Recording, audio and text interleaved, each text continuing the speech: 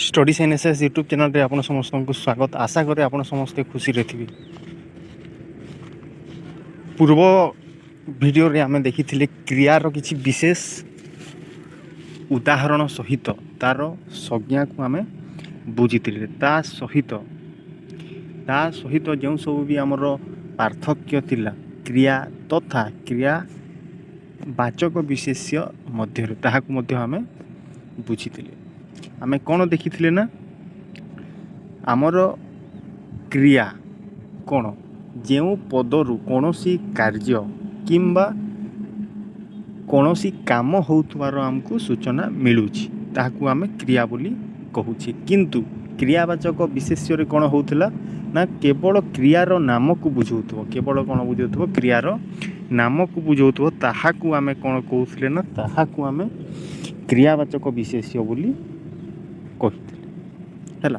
ता सहित आमे क्रियारु आउ कोन कोन जानि पारि तो आमे क्रियारु तार काल कामटा केते बेले हैला केउ काल रे हैला से काल विषय रे जानि थाउ, पुरुष विषय रे जानि थाउ तथा वचन विषय रे हमकु धारणा मिली थाए। किंतु क्रियावाचक विशेष्य रे से धारणा हमकु मिली न थाए हैला। आउ मध्य आमे कोन पढिथिले जे हमर क्रिया रहिछि बुझला। हमर जो क्रिया रहिछि से क्रियार मूल पिंड को आमे धातु बोली कहउथिले हैला। धातु बोली कहउथिले से धातु रे किछि क्रिया प्रत्यय हैला किंबा प्रत्यय आमे कहि परबा युक्त होई कि हमर क्रिया गढ़ी उठुथिला बा गठित हेउथिला। तो सेगुडा आमे पढुथिले हैला। एठी आमे गुटे उदाहरण मध्य देइथिले। हसुची माने हसटा हमर ता माने कोन मूल पिंड हैला। सेथिरे किछि धातु विभक्ति प्रत्यय धातु विभक्ति किंबा क्रिया विभक्ति युक्त होई कि ताहा क्रियापद रे परिणत हेछि एटा आमे देखिथिला हैला। तापरे आजिर जो मुख्य विषयटा रहिछि आज आमे देखिबा धातुर श्रेणी विभाग। कोन देखिबा धातुर श्रेणी विभाग।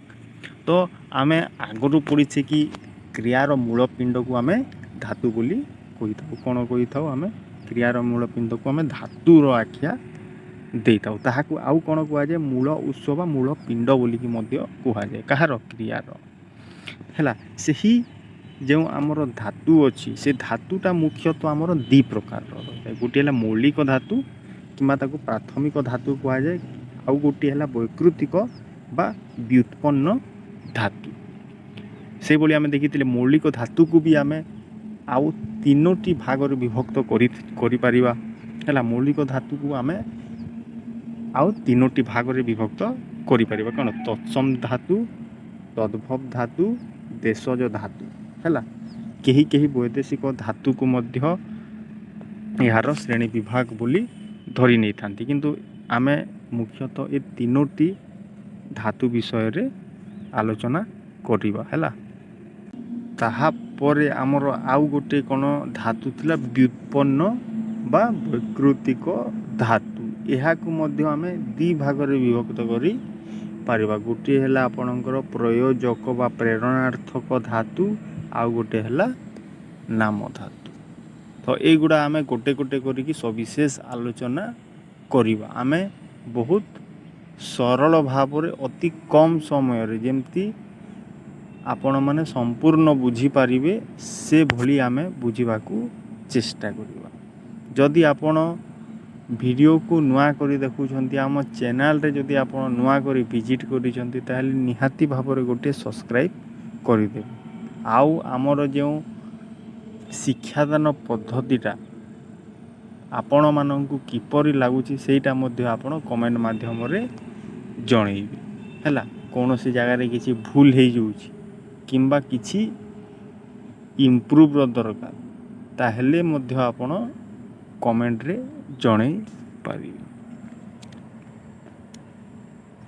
तो देखिबा आमे प्रथमे आमे आलोचना करिबा हमर जो मौलिक बा प्राथमिक धातु अछि सेइठु आमे आलोचनाटा स्टार्ट करिबा। गोटे गोटे करी देखिबा। आमे जेते बेले पद विषय रे पढुतिले सॉरी आमे जेते बेले शब्द और शब्द विभाग विषय रे पढुतिले से समय रे आमे देखिथि आउ गोटे प्रकार रो कहि परिबे कोन तत्सम धातु ଆମେ ସଂସ୍କୃତ ଧାତୁକୁ ହିଁ କହିଥାଉ। ତାମାନେ କ'ଣ ସଂସ୍କୃତ ସହିତ ସମାନ, ମାନେ ଆମେ ଏଠାରେ କହିପାରିବା କ'ଣ ସଂସ୍କୃତ ଧାତୁକୁ ତତ୍ସମ ଧାତୁ ବୋଲି କୁହାଯାଏ ହେଲା। ଆଉ ଯଦି ଆମେ କହିବା ତତ୍ସମରୁ ଜନ୍ମ ହେଇଥିବା ହେଲା, ବୁଝନ୍ତୁ ତତ୍ସମ ସହିତ ଯଦି ସମାନ କହିଦେଲା ତାହେଲେ ଆପଣ କହିବେ ତତ୍ସମ ଧାତୁ। ଆଉ ଯଦି ଆପଣଙ୍କୁ କହିଲା କି ତତ୍ସମରୁ ଜନ୍ମ, ତାହେଲେ ଆପଣ ତାହାକୁ ତଦ୍ଭବ ବୋଲିକି କହିବେ। ତ ଏଠାରେ ଆମେ ତତ୍ସମ ଧାତୁ ମାନେ ଯେଉଁଟା ସଂସ୍କୃତ ସହିତ ସମାନ, ସେଇ ଧାତୁକୁ ଆମେ ତତ୍ସମ ଧାତୁ ବୋଲି କହିଥାଉ ହେଲା। ଯେପରି ଏଠାରେ ଦେଇଛି ଅର୍ଜ, ପୂଜା କରିବା, ଈର୍ଷା କରିବା, କୁଟିବା ହେଲା, ଏଗୁଡ଼ା ସବୁ ଆପଣଙ୍କର କ'ଣ, ଏଗୁଡ଼ା ସବୁ ଆପଣଙ୍କର ତତ୍ସମ ଧାତୁ। ଗଣିବା, ଘଟିବା, ସେହିପରି କଷିବା, କୁଜ ରାବିବା ହେଲା, ଗର୍ଜିବା, ଚରିବା, ଏଗୁଡ଼ା ସବୁ ଶବ୍ଦ ଗୁଡ଼ା ଧାତୁ ତତ୍ସମ ଧାତୁରୁ ଯେଉଁ ଆମର କ୍ରିୟା ଜନ୍ମ ହେଇଛି, କ୍ରିୟା ଯେଉଁଟା ବାହାରିଛି ସେଇଟା ଏଠାରେ ଦିଆଯାଇଛି। ଏଇଟା ଆପଣ ଥରେ ରିଡ଼ିଂ କରିଦେବେ। ଯଦି ଆପଣ ଏଠାରେ ଏଗୁଡ଼ା ସବୁ ଦେଖୁଛନ୍ତି ତାହେଲେ ନିହାତି ଭାବରେ ରିଡ଼ିଂ କରନ୍ତୁ, ନହେଲେ ସ୍କ୍ରିନଶଟ୍ ମାରିକି ଅଛି ଆପଣ ଏଟାକୁ ଥରେ ପଢ଼ିଦେବେ। ତଥା ଯଦି ଆପଣ ପାଖରେ ବହି ଅଛି ତାହେଲେ ଆଉ ଭଲ କଥା।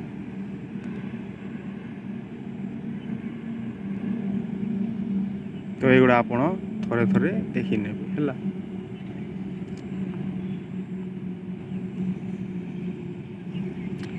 ହଉ, ଆଶା କରୁଛି ଆପଣମାନେ ସେଇଟା ଦେଖିଥିବେ ଏବଂ ତତ୍ସମ ଧାତୁ କ'ଣ ସେଇଟା ମଧ୍ୟ ବୁଝିପାରିଥିବେ। ତତ୍ସମ ଧାତୁ କ'ଣ ନା ସଂସ୍କୃତ ଧାତୁ, ଯେଉଁ ସଂସ୍କୃତ ଧାତୁ ଅଛି ତାକୁ ହିଁ ତତ୍ସମ ଧାତୁ ବୋଲି କହିଥାଉ, କାହିଁକି ନା ତାହା ସଂସ୍କୃତ ସହିତ ଅବିକଳ ସମାନ ହେଲା। ତାପରେ ଦେଖିବା ତଦ୍ଭବ ଧାତୁ। ତଦ୍ଭବ କ'ଣ ସଂସ୍କୃତରୁ ହିଁ ଜାତ ହୋଇଥିବ ହେଲା, ସଂସ୍କୃତ ଶବ୍ଦରୁ ହିଁ ଜାତ ହୋଇଥିବ, ତାକୁ ତଦ୍ଭବ ଶବ୍ଦ କୁହାଯାଏ। କିନ୍ତୁ ଧାତୁ ଯଦି କହିଦେଲା ତାହେଲେ ଆପଣ ସଂସ୍କୃତ ଧାତୁରୁ ପରିବର୍ତ୍ତିତ ହୋଇ ବା ସେଇଠୁ ତାମାନେ କ'ଣ ହେଇ ବାହାରିଛି କିମ୍ବା ଆବିଷ୍କାର ହେଇଛି, ଯାହାକୁ ଆମେ କ'ଣ କହୁ ତଦ୍ଭବ ଧାତୁ ବୋଲି କହିଥାଉ ହେଲା। ସଂସ୍କୃତ ଧାତୁରୁ ଜାତ ହୋଇଥିବ ହେଲା, ଏତେ ଆପଣ ମନେ ରଖିବେ। ତ ଏଠାରେ କହିଛି କଥଟା ଆମର କ'ଣ ସଂସ୍କୃତ ଧାତୁ, ସେଇଠୁ ଜନ୍ମ ନେଇଛି ଆମର କହ, ତଦ୍ଭବ ହେଲା, ତାର ଅର୍ଥ କ'ଣ କହିବା ହେଲା। ସେହିପରି ସଂସ୍କୃତ ଧାତୁ, ସେଇଠାରୁ ଜନ୍ମ ହେଇଛି ଆମର କିଣ, ତଦ୍ଭବ ଧାତୁ, ଏବଂ ସେଇଠାରୁ କେଉଁ ଶବ୍ଦ ହେଇଛି କିଣିବା ହେଲା। ଏଗୁଡ଼ା ସବୁ ରହିଛି, ଏହିଭଳି ଆପଣଙ୍କର ଉଦାହରଣ ରହିଛି। ଏଟା ମଧ୍ୟ ଆପଣ ଚାହିଁଲେ ଦେଖିପାରିବେ, ସ୍କ୍ରିନଶଟ୍ ନେଇପାରିବେ।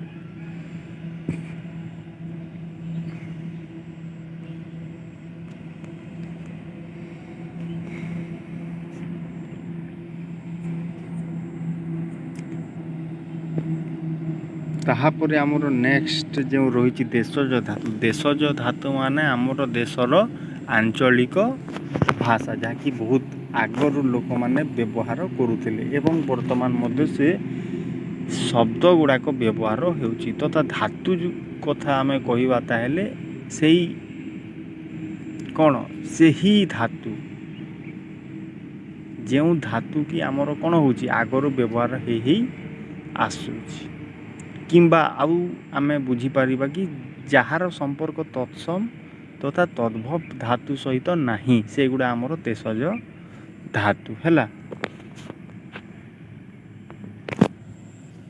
ଏଠି କ'ଣ ଲେଖିଛି ଆମେ ଏଟା ମଧ୍ୟ ଆଉଥରେ ପଢ଼ିନେବା। ଏଠାରେ କ'ଣ କହିଛି, ଯେଉଁ ଧାତୁମାନଙ୍କ ସଂସ୍କୃତ ଧାତୁମାନଙ୍କ ସହିତ ପ୍ରତ୍ୟକ୍ଷ ବା ପରୋକ୍ଷ ସମ୍ପର୍କ ଥିବାର କୌଣସି ସ୍ଥିରୀକୃତ ହୋଇନାହିଁ, ତାମାନେ ସମ୍ପର୍କ ନାହିଁ, ସେଗୁଡ଼ିକୁ ଦେଶଜ ଧାତୁ ବୋଲି କୁହାଯାଏ। ଆଉ ଗୋଟେ କ'ଣ କହିଛି ଏଠାରେ ଦେଖନ୍ତୁ, ପ୍ରାଦେଶିକ ଭାଷାକୁ ଆସି ଆମ ଓଡ଼ିଆ ଭାଷାରେ ମିଶାଇ ପାରନ୍ତି, କିମ୍ବା ଜନସାଧାରଣଙ୍କ ମୁଖରୁ ଯେଉଁଟା ତାମାନେ ବହୁତ ଆଗରୁ ବ୍ୟବହାର ହେଇ ଆସୁଥିଲା, ତାହା କାଳକ୍ରମେ କ'ଣ ହେଇଛି ନା ଆମ ଓଡ଼ିଆ ଭାଷାରେ ମଧ୍ୟ ବ୍ୟବହାର ହେଇଛି, ସେଗୁଡ଼ାକୁ ଆମେ ଦେଶଜ ଧାତୁ ବୋଲି କହିଥାଉ। ଯେଉଁ ଏଠାରେ ଆମେ କ'ଣ କରୁଛେ ଧାତୁ ବିଷୟରେ ପଢ଼ୁଛେ ହେଲା।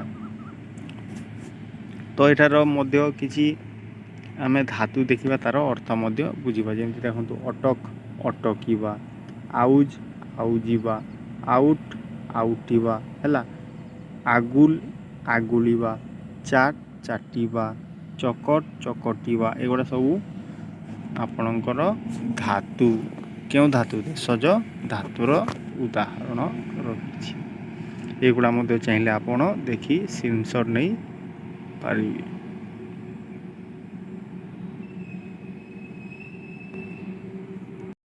ତାପରେ ଆମର ବୈଦେଶିକ ଧାତୁ ମଧ୍ୟ ରହିଛି, କିନ୍ତୁ ତାହା ଆମର ଯେଉଁ ମୌଳିକ ଧାତୁର ଶ୍ରେଣୀ ବିଭାଗରେ ତାକୁ ସ୍ଥାନ ଦିଆଯାଇ ନାହିଁ, କିନ୍ତୁ ବୈଦେଶିକ ଧାତୁ ମଧ୍ୟ କିଛି ରହିଛି ହେଲା। ତାର ସଂଖ୍ୟା କ'ଣ? ସୀମିତ। ଯେମିତି ପକଡ଼, ବଦଳ, ବିଗଡ଼ ଇତ୍ୟାଦି ଏଗୁଡ଼ା ସବୁ ଆପଣଙ୍କର ବୈଦେଶିକ ଧାତୁ ହେଲା। ଏଗୁଡ଼ା ଆପଣ ସବୁ ଦେଖିବେ। କ'ଣ କ'ଣ ଆମେ ପକଡ଼, ବଦଳ, ବିଗଡ଼ ଏଗୁଡ଼ା ଆମେ ଦେଖିଲା ହେଲା। ତାପରେ ଯଦି ଆମେ ଦେଖିବା, ତାପରେ ଆମର ଯେଉଁ ଆଉ ଗୋଟେ ଶ୍ରେଣୀ ବିଭାଗ ଥିଲା, ଧାତୁର ଶ୍ରେଣୀ ବିଭାଗ ଥିଲା, ସେଗୁଡ଼ା ହେଉଛି ଆପଣଙ୍କର ବୈକୃତିକ ବା ବ୍ୟୁତ୍ପନ୍ନ ଧାତୁର ଶ୍ରେଣୀ ବିଭାଗ।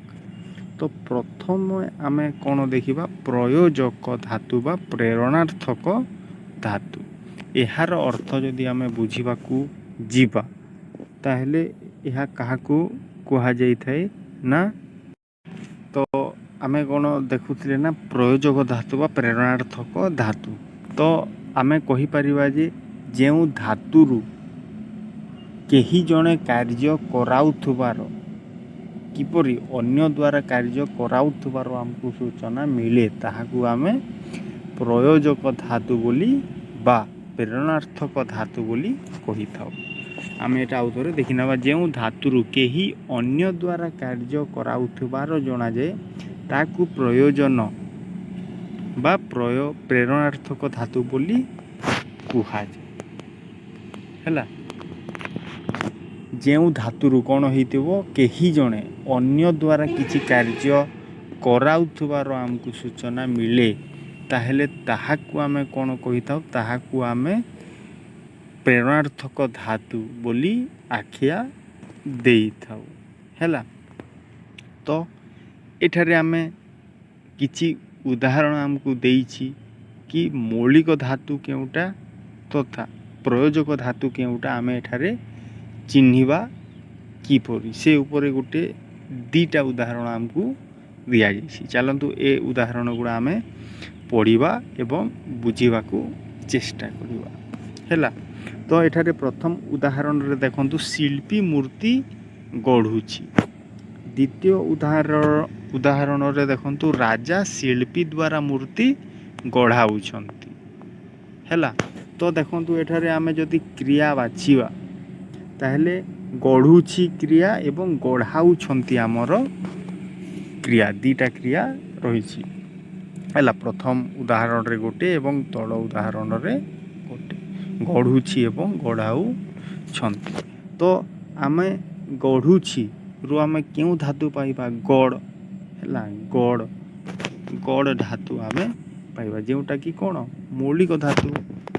କିନ୍ତୁ ଆପଣ ଦ୍ୱିତୀୟ ଉଦାହରଣରେ ଦେଖନ୍ତୁ କ'ଣ କୁହାଯାଇଛି? ରାଜା ଶିଳ୍ପୀ ଦ୍ୱାରା ମୂର୍ତ୍ତି ଗଢ଼ାଉଛନ୍ତି। ଏଠାରେ ଆପଣ ଦେଖିପାରୁଥିବେ କି ରାଜା ନିଜେ କାର୍ଯ୍ୟ ନ କରି ଶିଳ୍ପୀ ଦ୍ୱାରା ମୂର୍ତ୍ତିଟିକୁ ଗଢ଼ାଉଛନ୍ତି, ମାନେ କେହି ଜଣେ ଅନ୍ୟ ଦ୍ୱାରା କାର୍ଯ୍ୟକୁ କରାଉଥିବାର ଆମକୁ ପ୍ରତୀତ ହେଉଛି। ତାହାକୁ ଆମେ କ'ଣ କହିଥାଉ ନା ପ୍ରେରଣାର୍ଥକ ଧାତୁ ବା ପ୍ରୟୋଜକ ଧାତୁ ବୋଲି କହିଥାଉ।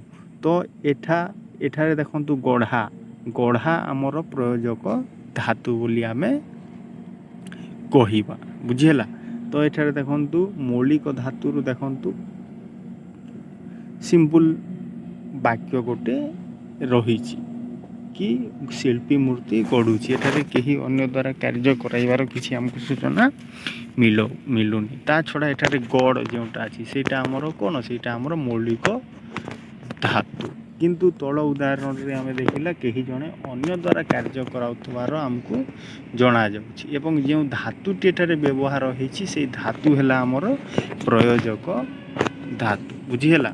तो नेक्स्ट आमे देखिबा कि आमर जो प्रेरणार्थक धातु होउछि सेटा आकारांत होइथाय किपरि सेटा आकारांत अटे सेटा मध्य आमे बुझीबाकू चेष्टा करवा। तो देखंतु एठारे कहिछि साधारणतः मूल ओडिया धातु रे जो आमर मूल ओडिया धातु रही सेठी आ प्रत्यय जोग करी प्रयोजक बा प्रेरणार्थक धातुर गठन कराए जेमती कर युक्त आकार लगी तो करा तार कराउछि अन्य द्वारा कराउतबार हमको सूचना मिलिबो। पढ़ युक्त आ पढ़ा देख युक्त आ देखा एगुड़ा सब रही करा पढ़ा देखा गोटे गोटे प्रयोजक धातु बुझीला। एगुड़ा रही आमर किछि उदाहरण आमको देछि। आउ आमे कोन जानिले कि आमर जो प्रेरणार्थक धातु रही से धातुटा आमर कौन होइथे सबु बेले आमर कौन होइथे कौन होइथे आकार व्यवहार करा जाइथे। मूल ओडिया धातु रे आ प्रत्यय जोग करी प्रयोजक धातु बा प्रेरणार्थक धातु आमको गठन करा जाई थाए किबा आमे पाई पारिबा बुझिया। एठारे आमे देखिबा कि आमर प्रयोजक धातु क्रिया गुड़िकर किपर व्यवहार रही आम देखा विभिन्न काल रे आमर जो प्रयोजक धातु रही क्रिया गुड़िकर व्यवहार किपरि रोचे है। वर्तमान काल रे देखंतु शिक्षक छात्र मानंकु नंदन कानन देखाऊ छंती। तो देखंतु देख युक्त आ देखा एटा आमर प्रेरणार्थक धातु रही से बोली अतीत काल रे बापा पुओ को दूर वीक्षण जंत्र देखाइले देखा देख युक्त आ देखा आमर प्रयोजक बा प्रेरणार्थक धातु से बोली भविष्यत काल मु तुमको आकाश रे ध्रुव तारा देखाइबी देख युक्त आ हैला कौन देखा एटा मध्य आमर प्रेरणार्थक बा प्रयोजक धातु बोली आमे कही पारिबा हैला। तो एठारे किछि व्याख्या करा हेछि कि देखंतु देखाउछि देखाइले देखाइबी एक एक प्रेरणार्थक बा प्रयोजक क्रियापद हैला एगुड़ा सब क्रियापद किंतु सेटा को आमे भंगेई देबा केमती भंगेइबा ना देख ए खाली देखा को देखंतु देख युक्त आ देखा हैला सेपरी एगुड़ा सब आमर रही कौन रही ना धातु रही जो कि तामाने आमर जो मौलिक धातु रही से धातु रे आमे कौन आ युक्त करी आमे कौन प्रेरणार्थक धातु भाव रे व्यवहार करी पारुचे हैला सेठिरु ही आमर क्रियापद माने जन्म होउछंती जेमती एठारे देखि पारुथिबे देखाउछि देखाइले देखाइबी हैला। आउ मध्य आमे एठारे जानी पारिबा जे कोन प्रेरणार्थक क्रिया प्रेरणार्थक धातु बा प्रयोजक धातुरु घटित ऑब्वियसली एटा हेइतबो काहेकि ना आमर क्रियार मूलपिंड धातु एवं प्रेरणार्थक धातुरु जो क्रिया जन्म नेब ताहाकु ही प्रेरणार्थक क्रिया बोली कहि पारिबा एटा आपण मने रखिबे हैला। सेहीटा एठारे लेखाई कौन यही देउ देखाऊ छंती देखाइले देखाइबी एगुड़ा सब आमर प्रेरणार्थक धातुरु गठित हेइथिबार गोटे गोटे प्रेरणार्थक बा प्रयोजक क्रिया हैला। तो आशा करछि एटा आपण बुझी पारि थिबे। एठारे केवल आपण एते मने रखंतु जे आमर जो प्रेरणार्थक धातु रहिछि सेटा आमर आकारांत अटे ता छड़ा से प्रेरणार्थक धातुरु जो क्रियापदटी जन्म नेब ताहाकु आमे प्रेरणार्थक बा प्रयोजन किंबा प्रयोजक क्रिया बोली आमे कहिबा एटा आपण मने रखिबे हैला। तापुरे आमे देखिबा कि एठारे हमकु କ'ଣ ଦେଇଛି ପ୍ରେରଣାର୍ଥକ କ୍ରିୟାର କିଛି ଆମକୁ ଉଦାହରଣ ତାମାନେ ଆମର ଯେଉଁ ସଂଜ୍ଞା ଅଛି ତାହା ଦେଇଛି ହେଲା। ଏଇଟା ଆମେ ଅଲରେଡ଼ି ପଢ଼ି ସାରିଛେ କି କ'ଣ ଯେଉଁ ଧାତୁ କ'ଣ କରୁଥିବ ଯେଉଁ ଧାତୁରୁ କ'ଣ ଜଣାପଡ଼ୁଥିବ କି କେହି ଜଣେ ଅନ୍ୟ ଦ୍ୱାରା କାର୍ଯ୍ୟ କରାଉଥିବାର ଆମକୁ ଜଣାଯାଉଥିବ ହେଲା, ତାହାକୁ ଆମେ ପ୍ରେରଣାର୍ଥକ ଧାତୁ କହୁଥିଲେ। ତାପରେ କ'ଣ ଜାଣିଲେ ନା ଯେଉଁ କ୍ରିୟା ଦ୍ୱାରା କେହି ଅନ୍ୟ ଦ୍ୱାରା କିଛି କାର୍ଯ୍ୟ କରାଉଥିବ ତାହାକୁ ଆମେ ପ୍ରେରଣାର୍ଥକ କ୍ରିୟା ବୋଲି କହିଥାଉ। ଯେପରି ଏଠାରେ ଦେଇଛି ଦେଖନ୍ତୁ, ଯେଉଁ କ୍ରିୟା ଦ୍ୱାରା କେହି କିଛି କରାଇବାର କାହା ଦ୍ୱାରା ଅନ୍ୟ ଦ୍ୱାରା କରାଇବାର ଜଣାଯାଏ ତାହାକୁ କ'ଣ କୁହାଯିବ? ତାହାକୁ ଅନ୍ୟ ଦ୍ୱାରା କରାଇବାର କିମ୍ବା କିଛି କରାଇବାର ଜଣା ତାହାକୁ ପ୍ରେରଣାର୍ଥକ କ୍ରିୟା ବୋଲି କୁହାଯାଏ ହେଲା। ତାପରେ ଏଠାରେ କହିଛି ଆମର ପ୍ରେରଣାର୍ଥକ ଯେଉଁ ଧାତୁ ଅଛି ସେ ପ୍ରେରଣାର୍ଥକ ମୂଳ ଧାତୁରେ ଯଦି ଆମେ ଆକାରାନ୍ତ କରିବା ଏଗୁଡ଼ିକ କ'ଣ ହେଇଯିବ ଆମର ଏଠାରେ କହିଛି କ'ଣ ପ୍ରେରଣାର୍ଥକ ଆମର ଯେଉଁ ଅଛି ପ୍ରେରଣାର୍ଥକ କ୍ରିୟା ଗୁଡ଼ିକର ଧାତୁ ଆକାରାନ୍ତ ଅଟନ୍ତି। ଯେ ଆମର ପ୍ରେରଣାର୍ଥକ କ୍ରିୟା ଗୁଡ଼ା ଆମେ ଦେଖିଥିଲେ କେଉଁଠି ଦେଖିଥିଲେ ଏଠାରେ ଯେଉଁ ଦେଖିଥିଲେ ତ ଦେଖାଉଛି ଆମର ପ୍ରେରଣାର୍ଥକ କ୍ରିୟା ଏବଂ ଏଟା କେଉଁ ପ୍ରେରଣାର୍ଥକ ଧାତୁରୁ ଗଠିତ ହୋଇଛି ଦେଖା ହେଲା। କ'ଣ ହେଇଛି ଦେଖା। ତ ଏ ଦେଖାକୁ ଆମେ କିପରି ସ୍ପ୍ଲିଟ୍ କରିବା ନା ଦେଖ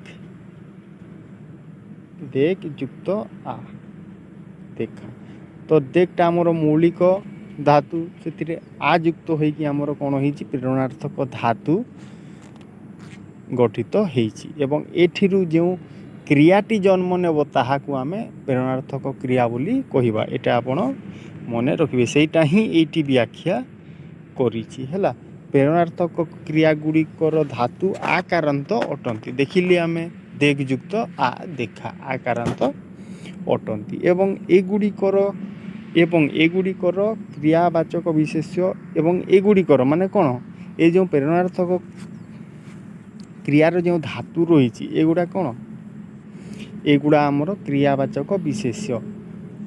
କେଉଁଟା କ୍ରିୟାବାଚକ ବିଶେଷ୍ୟ ନା ପ୍ରେରଣାର୍ଥକ ଧାତୁ ଗୁଡ଼ା ଯେଉଁଟା ଆକାରାନ୍ତ ଅଟନ୍ତି ସେଗୁଡ଼ା ଆମର କ'ଣ କ୍ରିୟାବାଚକ ବିଶେଷ୍ୟ ଭାବରେ ପରିଚିତ। କ୍ରିୟାବାଚକ ବିଶେଷ୍ୟ ମଧ୍ୟ ଆମେ ପଢ଼ିଥିଲେ କ'ଣ କ୍ରିୟାର କେବଳ ନାମକୁ ବୁଝଉଥିବ ହେଲା। ଚାଲନ୍ତୁ କିଛି ଆମେ ଆମର କ୍ରିୟାବାଚକ ବିଶେଷ୍ୟ ଦେଖିବା, ଉଦାହରଣ ଦେଖିବା ଏବଂ ଜାଣିବା ଯେ ଆମର ପ୍ରେରଣାର୍ଥକ ଧାତୁଟା ହେଲା ପ୍ରେରଣାର୍ଥକ ଧାତୁଟା କିପରି ଆମର କ୍ରିୟାବାଚକ ବିଶେଷ୍ୟ ଭାବରେ ପରିଚିତ ହେଉଛି ସେଟା ଆମେ ଦେଖିବା। ତାପରେ ଆଉ କିଛି କହିଛି ଦେଖନ୍ତୁ, ଯେଉଁ ଆମର କ୍ରିୟାବାଚକ ବିଶେଷ୍ୟ ରହିଛି ଯେଉଁଟା କାହାକୁ କହୁଥିଲେ ଆମେ ପ୍ରେରଣାର୍ଥକ ଧାତୁ ଯାହାକି ଆକାରାନ୍ତ ଅଟେ ସେଇଟା ମଧ୍ୟ କେତେକ ସ୍ଥାନରେ ବିଶେଷଣ ଭାବେ ବ୍ୟବହୃତ ହେଇଥାନ୍ତି। ତ ଦେଖିବା ଏଠାରେ କ'ଣ କି କ୍ରିୟାବାଚକ ବିଶେଷ୍ୟ ଭାବରେ କିପରି ବ୍ୟବହାର ହେଉଛି ତା ଛଡ଼ା ବିଶେଷଣ ଭାବରେ ମଧ୍ୟ କିପରି ବ୍ୟବହାର ହେଉଛି ତାହା ମଧ୍ୟ ଏଠାରେ ଆମେ ବୁଝିବାକୁ ଚେଷ୍ଟା କରିବା। ଏଠାରେ ଆମର ଲେଖା ହେଇଛି କ'ଣ ନା କ୍ରିୟାବାଚକ ବିଶେଷ୍ୟ କ'ଣ କରାହେଇଛି କ୍ରିୟାବାଚକ ବିଶେଷ୍ୟ ଆମକୁ ଦିଆହେଇଛି। ତ କେଉଁଭଳି ଭାବରେ ପ୍ରେରଣାର୍ଥକ ଧାତୁକୁ ଆମେ କ୍ରିୟାବାଚକ ବିଶେଷ୍ୟ କହିଲେ ସେଇଟା ଆମେ ଏ ତିନୋଟି ଉଦାହରଣରୁ ସିମ୍ପୁଲ୍ ଭାବରେ ସମ୍ପୂର୍ଣ୍ଣ ରୂପରେ ବୁଝିବାକୁ ଚେଷ୍ଟା କରିବା। ତ ଉଦାହରଣ ଦେଖନ୍ତୁ, ପିଲାଟିର ଲେଖା ଅତି ସୁନ୍ଦର। କ'ଣ ପିଲାଟିର ଲେଖା ଅତି ସୁନ୍ଦର। ଦେଖନ୍ତୁ ଏଠାରେ ଲେଖାଟା କିପରି ଯୁକ୍ତ ହୋଇଛି ଆମର ଗୋଟିଏ ମୂଳ ଧାତୁ ଅଛି କ'ଣ ଲେଖ ହେଲା ଲେଖ ଯୁକ୍ତ ଆ। ଆମେ ଜାଣିଛେ କି ଆମର ଯେଉଁ ପ୍ରେରଣାର୍ଥକ ଧାତୁଟି ଅଛି ହେଲା ପ୍ରେରଣାର୍ଥକ ଧାତୁଟି ରହିଥାଏ ତାହା ଆମର ଆକାରାନ୍ତ ଅଟେ ହେଲା। ଆଉ ଏଇଟା କ'ଣ ହେଇଛି ଆମର ପ୍ରେରଣାର୍ଥକ ଧାତୁ ଭାବରେ ବ୍ୟବହାର ହେଇଛି ଲେଖା ତାହାକୁ ଆମେ ଆଉ କ'ଣ କରିଥିଲେ ନା କ୍ରିୟାବାଚକ ବିଶେଷ୍ୟ ଭାବରେ ମଧ୍ୟ ବୁଝିଥିଲେ। ତ ଏଠାରେ ଆପଣ ଦେଖନ୍ତୁ କି ଆମର ଯେଉଁ କହିଛି ପିଲାଟି ଲେଖା ଅତି ସୁନ୍ଦର, ତ ଲେଖା ଆମର କ'ଣ, ଏଟା କେବଳ କ୍ରିୟାର ନାମକୁ ବୁଝାଉଛି, କେବଳ ନାମକୁ ବୁଝାଉଛି, ଅନ୍ୟ କିଛି ବୁଝଉନି। ସେଇ କାରଣରୁ ଏଟାକୁ ଆମେ କ୍ରିୟାବାଚକ ବିଶେଷ୍ୟ କହିଲେ। ଏବଂ କିପରି ଏହା ଗୋଟେ ପ୍ରେରଣାର୍ଥକ କ୍ରିୟା, ଏଇଟା ମଧ୍ୟ ମୁଁ ବର୍ତ୍ତମାନ ଆପଣଙ୍କୁ ଲେଖିକି ବତେଇଲି। କିପରି ନା ଏଠାରେ ମୌଳିକ ଧାତୁ ସହିତ ଆ ପ୍ରତ୍ୟୟ ଯୋଗ ହେଇଛି। ସେପରି ଶୁଆ, ମୁଁ ଦିନ ଶୁଆ ଛାଡ଼ି ଦେଇଛି, ତ ଶୁଆ ସୁ ଯୁକ୍ତ ଆକାରାନ୍ତ। ସେପରି ଦିଆନିଆ, ଏଗୁଡ଼ା ସବୁ ଆମର କ'ଣ ରହିଛି, କ୍ରିୟାବାଚକ ବିଶେଷ୍ୟ ଭାବରେ ବ୍ୟବହାର ହେଉଛି କ'ଣ, ପ୍ରେରଣାର୍ଥକ ଧାତୁ ହେଲା।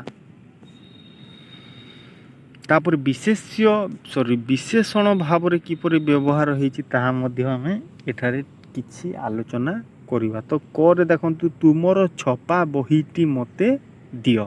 ଦେଖନ୍ତୁ ଏଠାରେ ବିଶେଷଣ କିପରି ହେଲେ ଆମେ ଜାଣିବା। କିପରି, ବହିଟି ଛପା ହେଲା, ତ ବହିକୁ ବିଶେଷିତ କରୁଛି କେଉଁ ପଦଟି, ଛପା ହେଲା। ତ ଛପାଟା ଆମର କ'ଣ ହେଇଯିବ, ଆମର ବିଶେଷଣ ହେବ, କାହିଁକି ନା ଏହା ଗୋଟିଏ ବିଶେଷ୍ୟକୁ ବିଶେଷିତ କରୁଛି, ସେଇ କାରଣରୁ ଏଇଟା ବିଶେଷଣ ହେଇଯିବ। କିନ୍ତୁ ଯଦି ଆପଣ ଦେଖିବେ ଛପାକୁ, ତ ଆପଣ କ'ଣ କରିବେ, ଛପ୍ ହେଲା ଯୁକ୍ତ ଆ ଏମିତି କରିବେ। ତ ଏଟା ଗୋଟେ ଆମର କ'ଣ ହେଇଯିବ, ଏଟା ତ ଆମର ପ୍ରେରଣାର୍ଥକ ଧାତୁ ହେଇଯିବ। ସେଇଟା ବିଶେଷଣ ଭାବରେ କିପରି ବ୍ୟବହାର ହେଉଛି ନା କୌଣସି ବିଶେଷ୍ୟକୁ ଏହା ବିଶେଷିତ କରୁଛି, ତେଣୁ ଏଟାକୁ ମଧ୍ୟ ଆମେ ବିଶେଷଣରେ ବ୍ୟବହାର କରିପାରିବା ହେଲା। ଆଶା କରୁଛି ଏଟା ଆପଣ ବୁଝିପାରିଥିବେ। ସେପରି ଧୁଆ, ଲେଖା, ଏଗୁଡ଼ା ସବୁ ଆପଣଙ୍କର ଉଦାହରଣ ଏଇଭଳି ଭାବରେ ରହିଛି। ତ ଆମେ ଜାଣିଲେ କ'ଣ, ଆମର ଯେଉଁ ପ୍ରେରଣାର୍ଥକ ଧାତୁ ରହିଛି ଯାହାକି ଆକାରାନ୍ତ ଅଟେ, ତାହା କ୍ରିୟାବାଚକ ବିଶେଷ୍ୟ ଭାବରେ ବ୍ୟବହାର ହେବା ସହିତ ବିଶେଷଣ ଭାବରେ ମଧ୍ୟ ବ୍ୟବହାର ହେଇଥାଏ ହେଲା। କିଛି ଆମେ ଉଦାହରଣ ସହିତ ବୁଝିବାକୁ ଚେଷ୍ଟା କଲେ। ଆଶା କରୁଛି ଆପଣମାନେ ଏଟାକୁ ବୁଝିପାରିଥିବେ। ଏବଂ ଯଦି ବୁଝିବାରେ ସକ୍ଷମ ହେଇନଥିବେ ତାହେଲେ ଆଉ ଥରେ ଆପଣ ଭିଡ଼ିଓକୁ ଦେଖନ୍ତୁ, ନିହାତି ଭାବରେ ଆପଣଙ୍କୁ ବୁଝିବାକୁ ସରଳ ହେବ ହେଲା। ତାପରେ ଆମେ ନେକ୍ସଟ ଯେଉଁ ଆମର ଅଛି, ଏଇଥିରେ କ'ଣ ଅଛି ନା ଆମର ମୂଳ ଧାତୁ ଅଛି। ସେ ମୂଳ ଧାତୁରେ ଆକାରାନ୍ତ ହେଇକି ଆମର ପ୍ରେରଣାର୍ଥକ ଧାତୁ ଗଠନ କରାଯାଇଛି ଏବଂ ତାର ଅର୍ଥ ଆମକୁ ଦେଇଛି। ପ୍ରେରଣାର୍ଥକ ଧାତୁ ଆମେ ଜାଣିଛେ କି ଆକାରାନ୍ତ ଅଟେ। ସେହିପରି ଆଣ ଯୁକ୍ତ ଆ, ଅଣା, ଅଣାଇବା। ସେହିପରି ଉଠ ଯୁକ୍ତ ଆ, ଉଠା, ଉଠାଇବା। ସେପରି ଖା ଯୁକ୍ତ ଆ, ଖୁଆ, ଖୁଆଇବା। କହ ଯୁକ୍ତ ଆ, କୁହା, କୁହାଇବା। ଏଗୁଡ଼ା ସବୁ ଏମିତି ଆପଣଙ୍କର ଶବ୍ଦ ଗୁଡ଼ା ରହିଛି। ଧାତୁର ଉଦାହରଣ ଅର୍ଥ ମାନେ ଏଠାରେ ଦିଆଯାଇଛି, ଏଟା ମଧ୍ୟ ଆପଣ ଜାଣିପାରିବେ। ଆଉ ଯଦି ଆମେ କିଛି ଉଦାହରଣକୁ ଏଠାରେ ପଢ଼ିବାକୁ ଚେଷ୍ଟା କରିବା ତାହେଲେ ଆଉ ମଧ୍ୟ ଦେଖିବା ଯେ ହସ୍ ଟା ଆମର କ'ଣ ମୌଳିକ ଧାତୁ, ସେଠିରେ ହସା ପ୍ରେରଣାର୍ଥକ ଧାତୁ ଭାବରେ ବ୍ୟବହାର ହେଇଛି। ଏଠାରେ ହସ୍ରେ କ'ଣ ହେଇଛି, ଯୁକ୍ତ ଆ ଲାଗିଛି, ହସା ହେଇଛି ଏବଂ ହସାଇବା। ଏଗୁଡ଼ା ସବୁ ଆମର କ'ଣ, ଏଗୁଡ଼ା ସବୁ ଆମର ମୌଳିକ ଧାତୁ ପ୍ଲସ୍ ଯୋଗ ଆ ପ୍ରତ୍ୟୟ ସମାନ କ'ଣ, ସମାନ ଆମର ପ୍ରେରଣାର୍ଥକ ଧାତୁ। ଏମିତି ହୋଇଛି, ଏଟା ଆପଣ ନିହାତି ଭାବରେ ଥରେ ନିଜେ ପଢ଼ିବେ। ତାପରେ ଏଠାରେ ଦେଖନ୍ତୁ କିଛି ବ୍ୟାଖ୍ୟା କରାଯାଇଛି ଆମକୁ। ପ୍ରୟୋଜକ ବା ପ୍ରେରଣାର୍ଥକ ଧାତୁ ଗୁଡ଼ିକ ଆକାରାନ୍ତ, ଏଟା ଆମେ ପ୍ରଥମରୁ ପଢ଼ିଲେ ଆକାରାନ୍ତ। କ୍ରିୟାପଦ ମଧ୍ୟ ସାଧାରଣତଃ ଆକାରାନ୍ତ ରହେ। କ୍ରିୟାପଦ ଗୁଡ଼ାକ ମଧ୍ୟ ସାଧାରଣତଃ ଆକାରାନ୍ତ ରହେ। କେତେକ ସ୍ଥଳରେ ଆ ଏକାରାନ୍ତ ବା ଅକାରାନ୍ତ ହେଇଥାଏ। ବୁଝିହେଲା। ଆମେ କ'ଣ ଦେଖିଲେ ନା ଏଠି ଦେଖିଲେ ଆମେ ଯେ ଆମର ଯେଉଁ ପ୍ରୟୋଜକ ବା ପ୍ରେରଣାର୍ଥକ ଧାତୁ ରହିଛି ତାହା ବିଶେଷ କରି ଆକାରାନ୍ତ ହୋଇଥାଏ। ତା ଛଡ଼ା କ୍ରିୟାପଦରେ ମଧ୍ୟ ସାଧାରଣତଃ ଆକାରାନ୍ତ ରହେ, କିନ୍ତୁ କିଛି କ୍ଷେତ୍ରରେ ହେଲା କିଛି କ୍ଷେତ୍ରରେ ଆମର କ'ଣ ଦେଖାଯାଏ ନା ଆ ସ୍ଥଳରେ ଏକାରାନ୍ତ ବା ଅକାରାନ୍ତ ରହିଥାଏ। ତା'ର କିଛି ମଧ୍ୟ ଉଦାହରଣ ଦେଇଛି, ତାହା ମଧ୍ୟ ଆମେ ଏଠାରେ ଦେଖିବା। ହେଲେ ଦେଖନ୍ତୁ ଆକାରାନ୍ତର ହାତ ଆମେ ବହୁତ ଦେଖିଲେ, ଯେମିତି ମୌଳିକ ଧାତୁରେ ଆକାରାନ୍ତ ଯୁକ୍ତ ପ୍ରେରଣାର୍ଥକ ଧାତୁ ବ୍ୟବହାର ହେଇଛି। ସେମିତି କେଳା ମାଙ୍କଡ଼କୁ ନଚାଇଲା, ହେଲା ନଚାଇଲା। ତ ଦେଖନ୍ତୁ ଏଠାରେ ଆକାରାନ୍ତ ଖୁଆଇଲା। ତ ଏଠାରେ ଆକାରାନ୍ତ ଗୋଟି, ସେମିତି ଏକାରାନ୍ତ ମଧ୍ୟ ରହିଛି। ଯେମିତି ପୁରାଣ ପଣ୍ଡା ଭାଗବତ ଶୁଣେଇଲେ, ଶୁଣ ଯୁକ୍ତ ଏ ଶୁଣେଇଲେ, ହେଲା ପଢ଼ ଯୁକ୍ତ ଏ ପଢ଼େଇଲେ। ସେପରି ଆକାରାନ୍ତ ମଧ୍ୟ ରହିଛି ଉଡ଼ ଯୁକ୍ତ ଅ ଉଡ଼। ଆଉ ମଧ୍ୟ ଏଠାରେ ଛପା କଳ ବହି ଛପାଉଛି।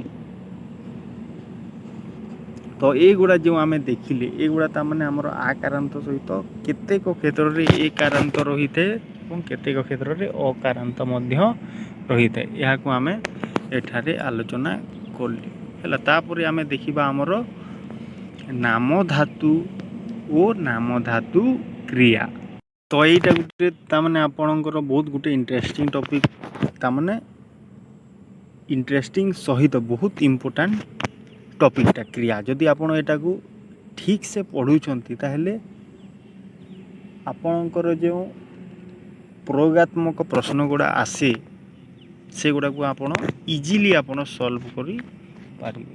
ତାପରେ ଆମେ ଏଠାରେ ଆଉ କ'ଣ ଦେଖିବା ନା ଆମର ଯେଉଁ ନାମ ଧାତୁ ବା ନାମ ଧାତୁ କ୍ରିୟା, ଏଟାକୁ ମଧ୍ୟ ଆମେ ବହୁତ ସରଳ ଭାବରେ ବୁଝିବାକୁ ଚେଷ୍ଟା କରିବା, ହେଲା। ଯଦି ଆପଣ ଏଇଟା ଦେଖୁ ଯଦି ଆପଣଙ୍କ ପାଖରେ ପୁସ୍ତକ ଅଛି, ବହି ଅଛି, ତାହେଲେ ସେ ବହିକୁ ମଧ୍ୟ ଆପଣ ଦେଖୁଛନ୍ତି ତାହେଲେ ମଧ୍ୟ ଠିକ୍ ହେବ।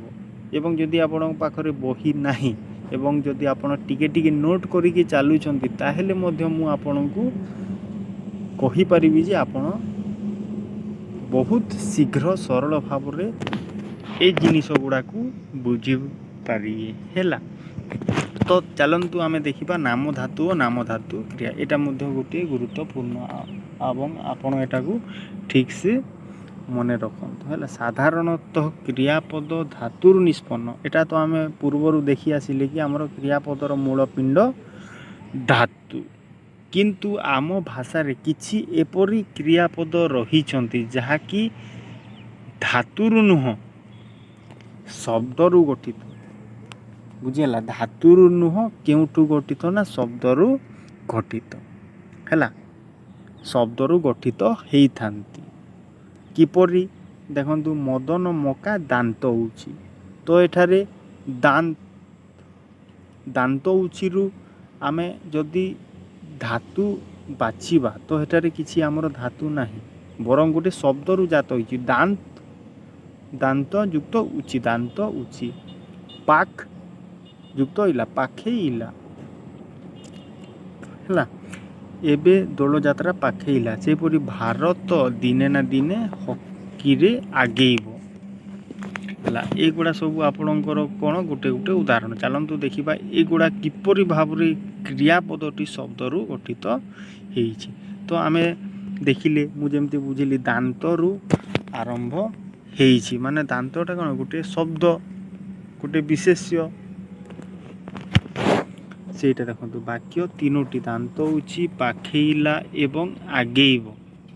କ୍ରିୟାପଦ ଗୁଡ଼ା ହଁ, କିନ୍ତୁ ଦାନ୍ତ ଉଚି ଦାନ୍ତ ଶବ୍ଦରୁ, ପାଖେଇଲା ପାଖ ଶବ୍ଦରୁ, ଆଗେଇବ ଆଗ ଶବ୍ଦରୁ। ତ ଏଠାରେ ଧାତୁର ତ ବ୍ୟବହାର ହେଇନି, ବରଂ କ'ଣ ବ୍ୟବହାର ହେଇଛି ନା ଶବ୍ଦର ବ୍ୟବହାର ହେଇଛି। କ'ଣ ଯେମିତି ଦାନ୍ତରୁ ଦାନ୍ତ ଉଛିରୁ ଦାନ୍ତ, ପାଖେଇଲାରୁ ପାଖ, ଆଗେଇବରୁ ଆଗ। ତ ଏଠାରେ ଦାନ୍ତଟା ଆମର ବିଶେଷ୍ୟ ପଦ, ପାଖ ବା ଆଗ ଉଭୟ ବିଶେଷ୍ୟ ଓ ବିଶେଷଣ ପଦ। ହେଲା। ଏଠିରୁ ଯେହେତୁ ଆମର କ୍ରିୟାପଦଟି ଗଠିତ ହେଉଛି, ସେହି କାରଣରୁ ଆମେ ଏଠାରେ ଏଟାକୁ ନାମ ଧାତୁ ଏବଂ ଏ ନାମ ଧାତୁରୁ ଆମର କ'ଣ ହେଉଛି କ୍ରିୟାଟି ଯେହେତୁ ଆରମ୍ଭ ହେଉଛି, ସେହି କାରଣରୁ ଆମେ ଏଟାକୁ ନାମ ଧାତୁ କ୍ରିୟା ବୋଲିକି କହିଲେ ହେଲା। ସେ ବିଷୟରେ ବର୍ତ୍ତମାନ ଆମେ ଦେଖିବା।